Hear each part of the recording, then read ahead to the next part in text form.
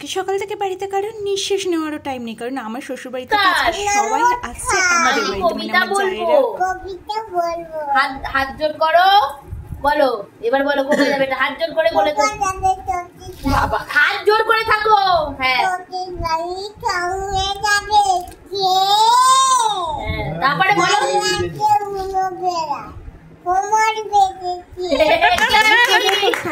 জমিয়ে আড্ডা মারছিলাম। আর এই যে আমাদের নয়নের মণি মধ্যমণি হয়ে আমাদেরকে হাসিয়েই যাচ্ছিল। তবে হ্যাঁ, সেভাবে খাওয়া দাওয়ার কোনো ক্লিপস নেওয়া হয়নি, অনেক কিছু রান্নাবান্না করেছিলাম।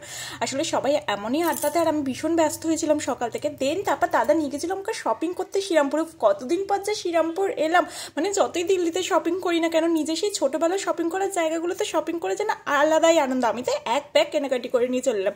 আর এই যে পরের দিন ছিল আমাদের বাড়িতে গুরু পূর্ণিমার পূজা। কতদিন পরে আমি নিজের বাড়ির কোনো পুজোতে থাকলাম। নিজের হাতে শুরু করা পুজোগুলোকে এখন ভীষণ মিস করি। আর এই যে নিজের হাতে কতদিন পর সিন্নি